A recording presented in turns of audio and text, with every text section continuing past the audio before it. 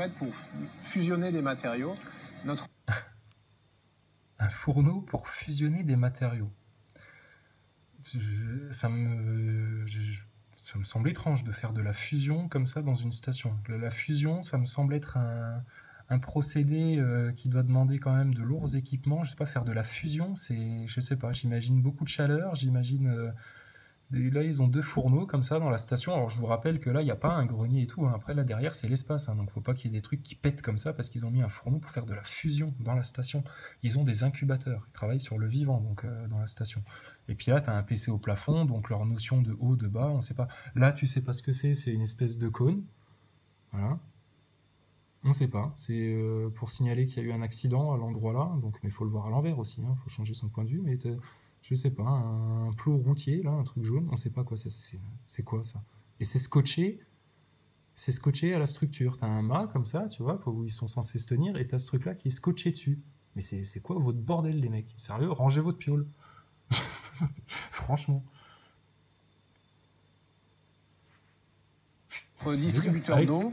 Avec, au cas où tu l'aurais pas vu, de nouveau, un petit post-it ici pour te dire...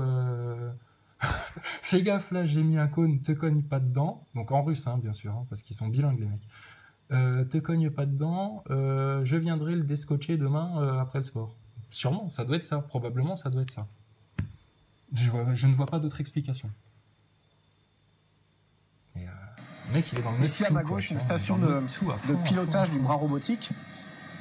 C'est d'ici qu'on contrôle, au moyen de ces écrans et de ces 2 joysticks, le bras robotique de 17 mètres qui est à l'extérieur de la station, qui nous permet d'attraper les véhicules ravitailleurs ou de faire des réparations à l'extérieur. Il n'y a pas un rouleau de scotch qui traîne. Tiens, on va faire un nouveau challenge, un nouveau jeu. Trouve le rouleau de scotch. Toutes les surfaces. Paf, je viens de le trouver. Petite station de photo avec nos appareils photo, caméra.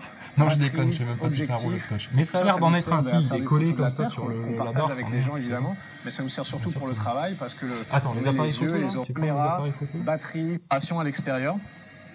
Comme vous voyez, c'est l'extérieur de la station qui nous permet d'isoler en vibration du reste de la station. On fait de la recherche sur les matériaux. Ici aussi, un fourneau en fait pour fusionner des matériaux. Notre distributeur d'eau. Tu fais de la fusion. Ici à ma gauche, une station de pilotage du bras robotique. C'est d'ici qu'on contrôle, au moyen de ces écrans et de ces 2 joysticks, le bras robotique de 17. Quand je vous dis, ils vous mettent, c'est plein de petits détails, tu vois, tu vois, le diable est dans les détails, comme on dit, hein. C'est plein de petits détails partout pour tu suis le regard du guide et puis tu te poses pas de questions. Regarde juste là, c'est quoi ça? Il a trouvé un sac poubelle, il s'est dit tiens, si je l'enroulais autour, enfin lui ou l'autre, hein, ça peut être Sergueï le russe, hein, le mec qui bouge tes chiottes, mais il va t'attacher un sac plastique comme ça autour d'une des poignées qui leur servent à s'accrocher. Mais c'est quoi votre bordel, les mecs? Ou alors le truc il s'est dévissé, tu vois, il y a la vis qui était branlante, un peu comme dans ta cave, et puis il s'est dit bah t'inquiète pas, nous on est des gars de l'espace, t'as vu Apollo 12? Non, 13 ou 14, je sais plus le combien, quand ils font le truc dans l'entonnoir et tout ça là. Bah regarde, je vais te faire pareil. Sac plastique, hop, t'as vu la poignée comment elle tient? C'est quoi ce bordel? C'est quoi ce bordel? On devrait rebaptiser ça, la station, c'est quoi ce bordel? Range-moi ton putain de tuyau là, c'est quoi? T'as des plantes à arroser? Le tuyau d'arrosage il est ici, et puis de l'autre côté c'est les plantes, et puis il faut que t'aies un tuyau de 4 mètres de long. Mais c'est quoi votre délire là? Qu'est-ce que tu fais avec ça? Enroulé aussi, toujours pareil avec du scotch. Les mecs bricolent en fait. Je te dis, on leur donne des milliards pour qu'ils développent des matériaux de fou, des carlingues. Mais en fait, une simple Tesla, ça peut aller dans l'espace, ça craint rien. Et puis, ils font tout avec du scotch, en fait, les mecs. Parce que dans l'espace, si tu t'appelles pas MacGyver et puis que t'as pas un rouleau de scotch, t'es foutu.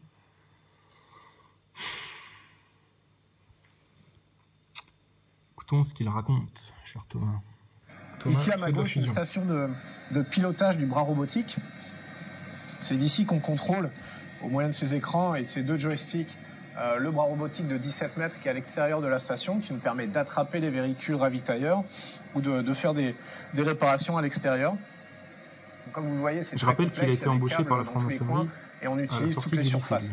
On a notre petite station de photo avec nos appareils photo, caméra, batterie, objectif. Et tout ça, ça nous sert à faire des photos de la Terre qu'on partage avec les gens, évidemment. Mais ça nous sert surtout pour le travail parce que on est les yeux et les oreilles du centre de contrôle. Donc les gens au centre de contrôle qui n'ont pas la chance d'être là veulent avoir des photos et ils veulent voir un équipement qui casse ou une connexion électrique qu'on a faite pour se rendre compte si c'est bien fait ou pas, et puis pour pouvoir tout simplement nous aider à faire notre travail. Vous avez bien écouté ce qu'il a dit? Allez hop, replay.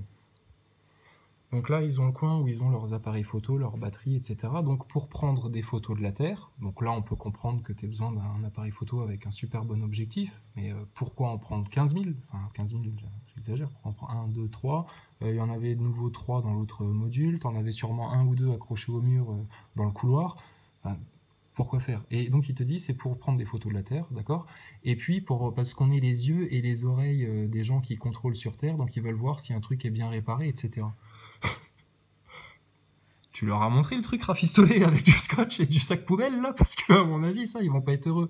Et puis, franchement, t'as besoin d'un super zoom comme ça pour aller, je sais pas, imaginons que tu casses la petite valve là, t'as besoin de ton appareil photo super zoom pour aller faire ça. Ou avec un iPhone, tu peux t'en rapprocher. Bon, c'est ok, il faut peut-être un truc un petit peu mieux, tu vois. Mais avec une petite caméra, un endoscope, ou je sais pas, mais un gros appareil comme ça, alors que vous cherchez de la place, et puis tout un mur comme ça, pareil, vous pouvez pas mettre ça dans une petite boîte carrée, bien rangée, enfin, mais même les gens chez eux ne laissent pas les trucs accrochés au mur comme ça. Tu te trouves une petite boîte ou ton appareil photo, t'en as pas besoin là en urgence, putain vite, parce qu'il y a un ovni qui passe dehors, faut que j'ai l'appareil photo, tu vois. Franchement. Puisque tout est protocolé, procéduré, etc., bah, tu sais que de telle heure à telle heure, tu es autorisé à aller prendre des photos pour ton bon plaisir. Tu sais que de telle heure à telle heure, tu vas te brosser les dents. Que de telle heure à telle heure, si tu as envie de chier, bah, c'est au moment-là qu'il faut en profiter. Mais tu es dans une station spatiale ou tu es à Disneyland? Vraiment, je me pose la question, Thomas. Je suis en droit de me la poser. Tous les Français sont en droit de se la poser. Et tous les humains de cette Terre sont en droit de se poser la question de ce qui se passe avec cette histoire de station spatiale, d'espace, de terre plate et de... Parce qu'après, on pourra parler aussi gravité, et puis aspiration du vide, et puis toutes ces choses-là. Coriolis, c'est intéressant aussi. Hein. Donc voilà, ils ont des appareils photo. Toutes les surfaces. Ah oui, et puis parce qu'ils sont les yeux et les oreilles de... Ouais, s'ils servent que à ça, avec les yeux et les oreilles, je vous dis, les gars, vous allez très vite être remplacés par des robots. Donc tous les gamins qui rêvent d'être astronautes, changez d'orientation parce que vous finirez chômeur. Parce que alors un mec comme ça, il sert juste à faire du blablatage devant la caméra, mais demain il peut être remplacé par un robot. Et puis ils peuvent même être remplacés par des, je sais pas, des mecs en images de synthèse. Je sais pas comment ils font leur trucage, leur délire, mais les yeux et les oreilles. Tu peux pas mettre une caméra ici si tu as besoin de savoir tout ce qui se passe. Tu as des caméras quand même de surveillance dans les coins si vous enleviez un petit peu votre bordel, vos post-it au plafond. Regarde là, c'est pareil. Qu'est-ce que c'est le truc qui est accroché ici avec un bout de papier, on sait pas quoi, à l'endroit là? Mais c'est du n'importe quoi. Et toujours pareil, donc là, tout est dans le bon sens. Là, il te filme un décor, tu vois, et là, tout est dans le bon sens, tu as tes repères, les lettres, elles sont dans le bon sens, tu vois, là, c'est pareil, tout est dans le bon sens. Mais il n'y a pas de haut, il n'y a pas de bas, mais malgré tout, au moment où ils font un plan, là, il y a un haut et il y a un bas, tu vois, c'est toujours bien fait, ce truc-là. Station de photo avec nos appareils photo, caméra, batterie, objectif, et tout ça, ça nous sert à faire des photos de la Terre, qu'on partage avec les gens évidemment, mais ça nous sert surtout pour le travail parce que on est les yeux et les oreilles du centre de contrôle. Donc les gens au centre de contrôle qui n'ont pas la chance d'être... Ah, attends. Pareil, hein, c'est de la logique. Vous êtes les yeux et les oreilles du centre de contrôle. Donc le centre de contrôle, par définition, il est censé pouvoir contrôler tout ce qui se passe dans la station. Vous dire, Thomas, là, il y a un PC qui commence à chauffer, il faudrait que tu ailles le mettre sur veille, parce que ça fait quand même 15 jours qu'il est resté allumé, le ventilo, il commence à... Ok, voilà à quoi sert le centre de contrôle. Parce que ces mecs-là, vu qu'ils font déjà pas le ménage, qu'ils rangent rien dans leur piole, et puis qu'ils font des expériences, plus ils doivent faire du sport tous les jours, ils peuvent pas être les yeux et les oreilles partout.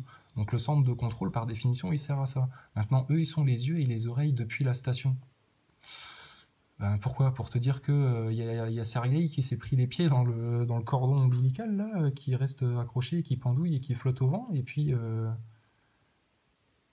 voilà. Mais centre de contrôle, tu vois, c'est pas logique ça. Là, veulent avoir des photos et veulent voir un équipement qui casse ou... Ils veulent avoir des photos au centre de contrôle d'un équipement qui casse. Bon, alors, imaginons ce que ça peut être. Allez, il passe à côté du Minitel là, qui est accroché ici, parce que là c'est pareil. Hein.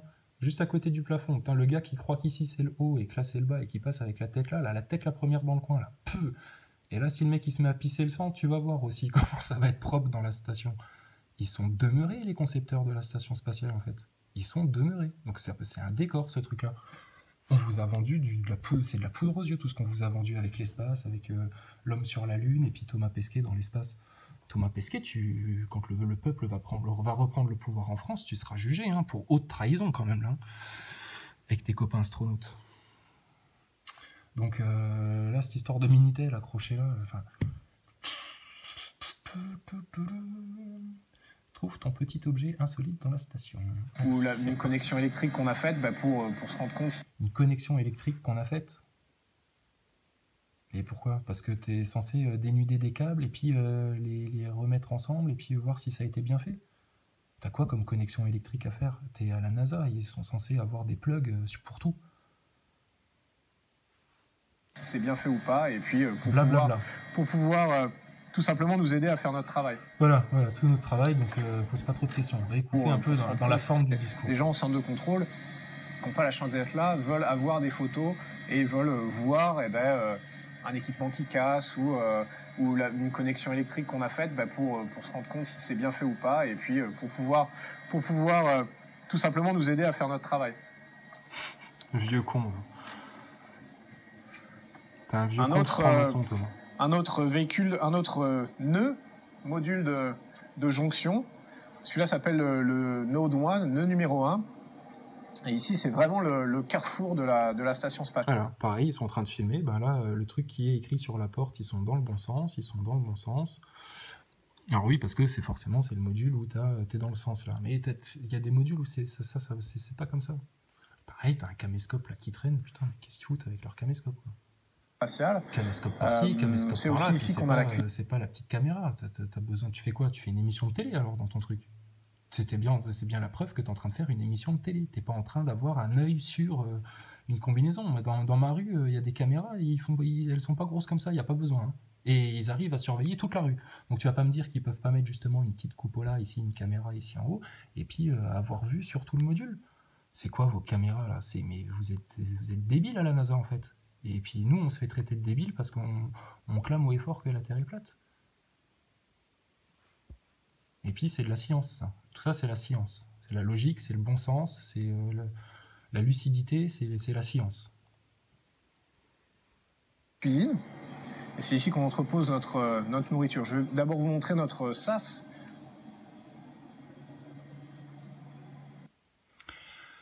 Les mecs...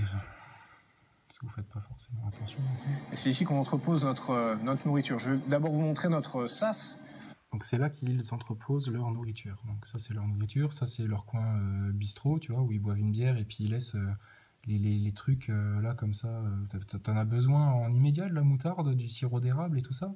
Range-moi ça dans une boîte et puis colle-moi ça au mur, dans un coin bien rangé. Qu'est-ce que vous laissez ça dehors? Vous êtes des astronautes, vous avez des procédures pour tout, pour aller chier et tout? Oui, bien sûr. Avec, là, regarde, tu te croirais dans Star Wars, ici, t'as des petits trucs qui brillent, des petites diodes, des petits machins, c'est du décor, t'es dans Star Wars, en fait. Tu vois, là, de nouveau, une grille d'aération avec ici un coin qui est bouché, tu sais pas pourquoi, ils ont mis un coup de peinture dessus, et puis la peinture, elle a bouché le grillage.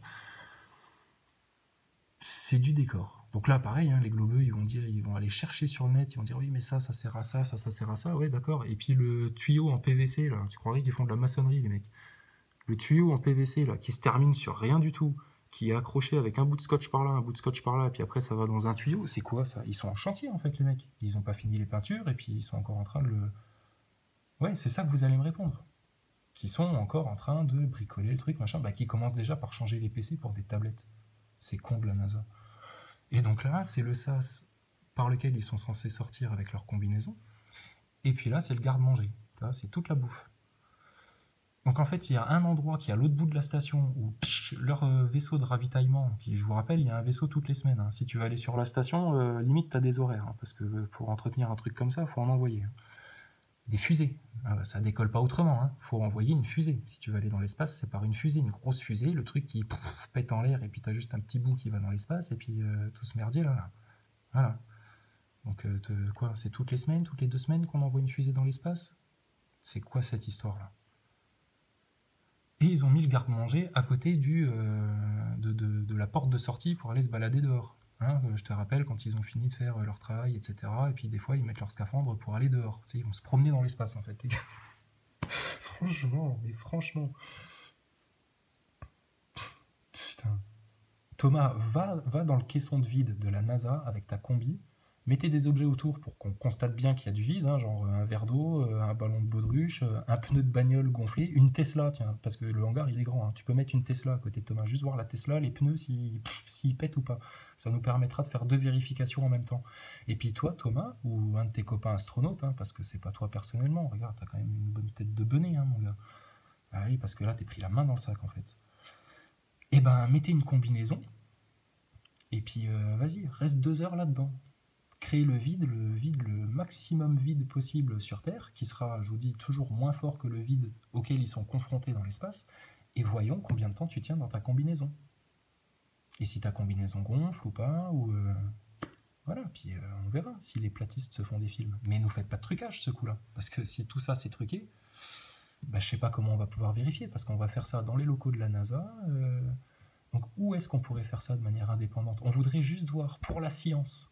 On a le droit quand même de demander pour la science. On voudrait voir la combinaison, comment ça marche. Va voir dans du vide juste pour voir comment ça marche. Il n'y a pas d'image qui existe de ça. Ils ont des images de tout, où ils s'entraînent avec des harnais, où ils sont dans des piscines, où ils sont... Tout ça, ça existe, c'est connu, où tu les vois se balader en dehors de l'espace avec leurs propulseurs, là, ils font du scooter de l'espace. Ça aussi, c'est énorme, le propulseur. Le mec, il s'éloigne de la station, qui va à 28 000 km/h, et puis il part à 10-20 mètres, et puis il revient vers la station. Mais ils sont en orbite. Et lui, il suit la station, en fait. Il reste en orbite.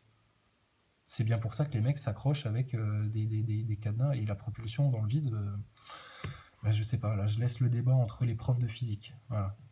Que les profs de physique discutent entre eux de cette chose-là, la propulsion dans le vide. Parce qu'on parle d'action-réaction, mais action-réaction, pour qu'il y ait une réaction sur une action, il faut que tu t'appuies sur quelque chose. Alors je suis peut-être le dernier des connards qui ne comprend pas cette loi-là d'action-réaction, et que tu dois t'appuyer sur du vide, que c'est parfaitement possible de t'appuyer sur du vide pour te propulser. J'ai vu aussi les expériences de débunkage des globistes pour te montrer en faisant dans un caisson de vide tout en longueur une fusée. Mais ouais, mais ta fusée dans ton caisson de vide, mon gars, elle n'est pas dans du vide puisque ton caisson il a un fond. Donc même si dans le vide, voilà, ça s'appuiera sur le fond. Donc, je sais pas, la propulsion dans l'espace. Que les profs de physique parlent de ça entre eux. Mais bon, les profs de physique, ben, ils ont appris un truc, pour eux tout ça c'est réel, et voilà. Mais je vous dis, la gravité, c'est très mystérieux en fait. Hein. Il y a des équations, c'est mathématique, mais on ne sait pas comment ça marche la gravité. Le fait que la Terre garde son atmosphère autour d'elle alors qu'elle est entourée de vide, ça devrait être aspiré. Et c'est la gravité qui arrive à garder des particules de gaz comme ça contre un vide hyper aspirant, parce qu'au niveau de l'espace, je vous rappelle qu'on est une petite bulle de savon hein, au final, dans un immense vide. C'est physique le vide, ça a des effets sur la matière, sur les gaz. Donc ils ont mis le garde-manger à côté du sas de sortie, avec leur tuyau de PVC. C'est derrière moi par une porte qui se trouve sur la partie basse de ce petit module, qui pour l'instant sert à entreposer des équipements, qu'on sort dans l'espace. Donc on va enfiler ces scaphandres, qui pour l'instant sont vides, et préparer tous les équipements, installer tous les équipements avec lesquels on sortira, ouvrir le sas et basculer la tête la première dans l'espace. Donc ce module, il est dédié aux sorties extravéhiculaires. Moi, j'ai eu la chance de l'emprunter 2 fois et on se prépare en ce moment à une prochaine sortie. Ouvrir le sas et basculer la tête, enfiler ces scaphandres, qui pour l'instant sont vides, et préparer tous les équipements. C'est un sujet, le vide. Sujet très intéressant. Tous les équipements avec lesquels on sortira, ouvrir le sas et basculer la tête la première dans l'espace. Donc ce module, il est dédié aux sorties. Attends, franchement, vu que les Japonais ont eu l'idée de faire un grenier pour ranger tout le bordel, c'est quoi là? T'as un sac avec des tuyaux, putain, vous pouvez pas vous trouver un endroit pour enrouler tous vos tuyaux là, ça vous sert à quoi? Le sas de sortie? Mais mon gars, tu devrais sûrement pas avoir du bordel devant le sas de sortie. Dans un sous-marin où ils ont sûrement autant moins de place que toi, parce que là, par contre, ils sont beaucoup dans leur sous-marin pour entretenir toute la machinerie. Il y en a un qui s'occupe de l'informatique, il y a un médecin, il y a un cuistot, il y a un truc, enfin... C'est une équipe, un sous-marin, il faut entretenir une machinerie pareille. Et eux, ils font pas des sorties extravéhiculaires sous l'eau pour aller rafistoler un coup de tôle. Hein. Mais vous, en plus, vous faites ça. Et puis, il faudrait en plus faire le ménage dans un truc où la moindre goutte d'eau, c'est en apesanteur, ça se balade, etc. Mais quel foutage de gueule, foutage de gueule. Et les mecs, ils vont encore te ranger des sacs de couchage et des sacs de tente devant le sas. Et t'avais de la place dans ton garde-manger, là, à côté. Pourquoi ça reste pas là-dedans, ça? Sérieux, moi, je vais venir là-dedans, je vais vous foutre un coup de balai, hein, parce que c'est le bordel. Oh, putain. C'est scientifique, tout ça. Extravéhiculaire. Moi, j'ai eu la chance de l'emprunter 2 fois et on se prépare en ce moment à une prochaine sortie. Ouvrir le sas et basculer la tête la première dans l'espace.